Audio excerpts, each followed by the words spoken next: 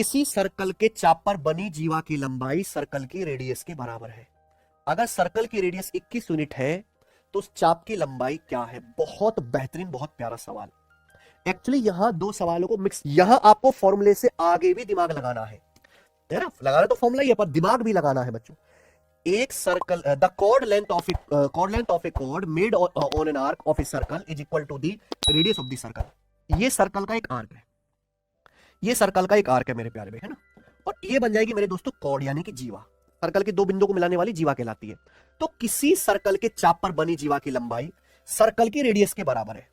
इसके बराबर है, सर्कल की रेडियस के बराबर है। तो मेरे दोस्तों ये सर्कल का आर्क है, तो आर्क पर ये कॉर्ड बन रही है ए बी, आर्क पर ये जीवा बन रही है बी। इस जीवा की जो लंबाई है सर्कल की रेडियस के बराबर है। और आप बताओ, अगर जीवा की लंबाई रेडियस के बराबर है तो ये जो ट्रायंगल बनेगा वो ए बी कैसा बनेगा? Equilateral triangle. अगर तीनों भुजाएं बराबर है तो समबाहु त्रिभुज होगा। तीनों कोण भी बराबर होते हैं 60-60 डिग्री के, इसलिए यहाँ पे डायरेक्ट सेंट्रल एंगल क्या आ गया बच्चे? यहाँ सीधा सेंट्रल एंगल की वैल्यू 60 डिग्री आ गई है।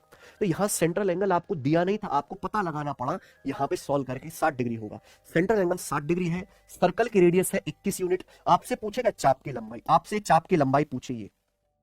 तो चाप की लंबाई का फॉर्मूला तो पता ही है आपको, 2 पाई आर गुणा theta by 360 degree. 2 pi r, pi का मतलब 22/7, रेडियस 21 गुणा थीटा बटे 360 डिग्री। थीटा यहाँ पे 60 डिग्री है, 60 डिग्री बटे 360 आ जाएगा।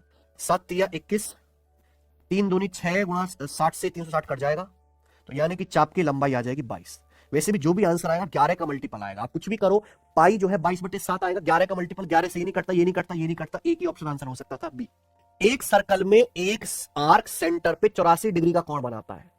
एक सर्कल में आर्क सेंटर पे 84 डिग्री का कोण बनाता है। आर्क की लंबाई 22 सेंटीमीटर है।